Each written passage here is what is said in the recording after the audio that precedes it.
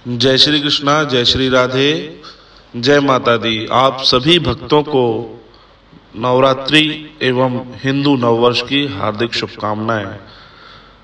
हम इस कार्यक्रम में आपको बताएंगे कि नवरात्रि में हम किस तरह से पूजन करें, जवारे कैसे बोएं, या कुछ जगहों पर जवारे को खेत्री बीजना भी कहते हैं, उसकी क्या विधि है तथा 9 दिन हम किस तरह से माँ भगवती का पूजन अर्चन करें उसकी जानकारी देंगे।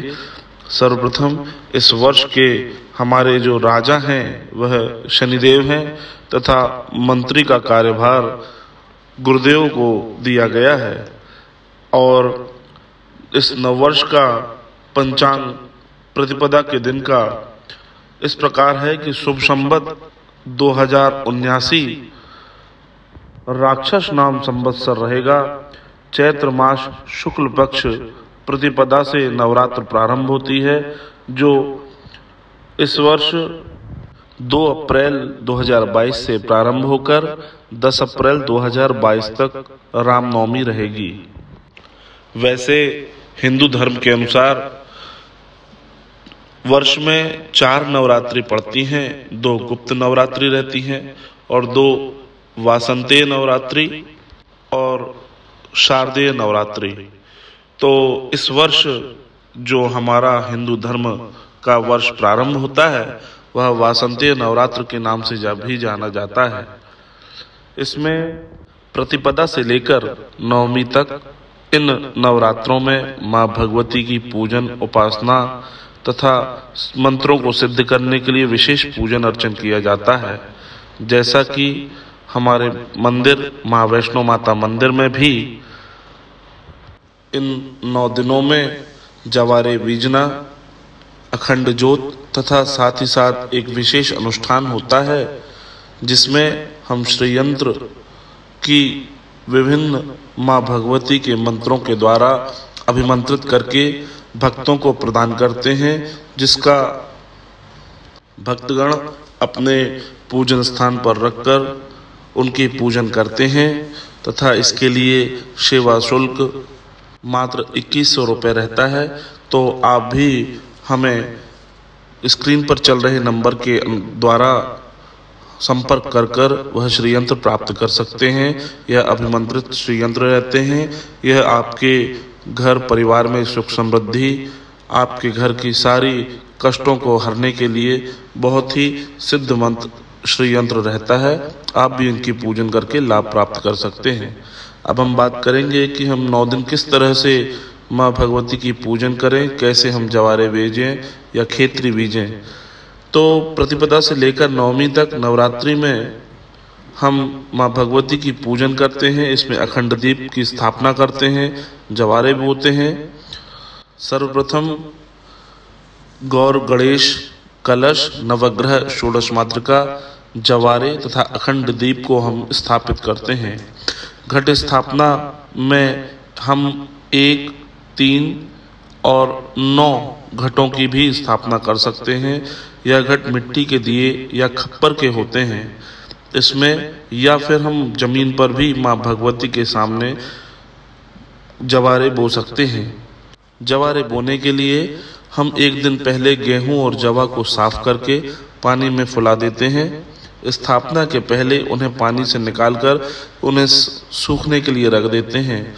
फिर मिट्टी में इन जौ एवं गेहूं को मिला देते हैं एवं जो हमारे घट हैं, जो दिया या हम खप्पर लेते हैं, उन पर स्वास्तिक का चिन्ह, श्री का चिन्ह, त्रिशूल का चिन्ह, जो माँ भगवती को अत्यंत प्रिय हैं, वह चिन्ह सिंदूर के द्वारा बना देते हैं और उनमें जौ मिली हुई मिट्टी साथ में डाल देते हैं और माँ भगवती के सामने उनको स्थापित करते हैं। इसके बाद स्थापना करने के लिए सर्वप्रथम श्री गणेश का पूजन हम करते हैं। उसके बाद कलश की पूजन, नवग्रह की पूजन, षोडश मातृका पूजन, माँ भगवती की चित्र या मूर्ति हम अपने घर पर रखकर उनका पूजन करते हैं तथा एक लोटे में चावल भरकर एक नारियल के ऊपर लाल कपड़े को मौली के द्वारा बांधकर उस कलश को भी माँ भगवती के चित्र के सामने रखते हैं। उन्हें ही माँ भगवती का स्वरूप मानकर 9 दिन हम उनकी पूजन करते हैं। माँ भगवती को सुहाग सामग्री इत्यादि पूजन सामग्री उन्हें समर्पित करते हैं। धूप दीप नैवेद्य एवं आरती करके माँ भगवती को प्रसन्न करते हैं। साथ ही प्रार्थना करते हैं कि हे माँ भगवती, हमारे ऊपर आप कृपा करें तथा सुख समृद्धि हमारे घर परिवार तथा सभी लोगों के घरों में पहुँचे। ऐसी माँ भगवती से हम प्रार्थना करते हैं। माँ भगवती को प्रसाद के स्वरूप में यदि हम प्रतिदिन खीर का भोग लगाएं एवं साथ ही साथ फल के रूप में अनार का भोग लगाएं तो माँ भगवती को बहुत ही प्रसन्न होती हैं और वह हमें मनवांछित फल भी प्राप्त करवाती हैं।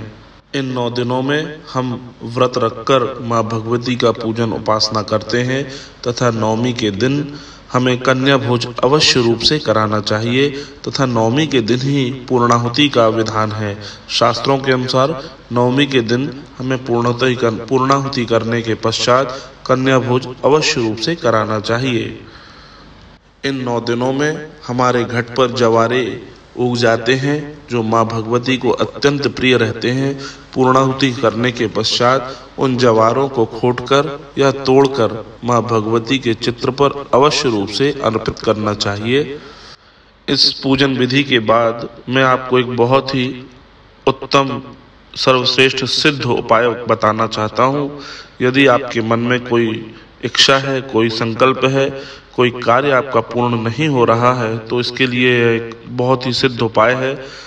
जैसे प्रतिपदा के दिन हम एक कन्या को भोजन अवश्य कराएं, द्वितीया के दिन 2 कन्याओं को भोजन कराएं, तृतीया के दिन 3 कन्याओं को भोजन कराएं।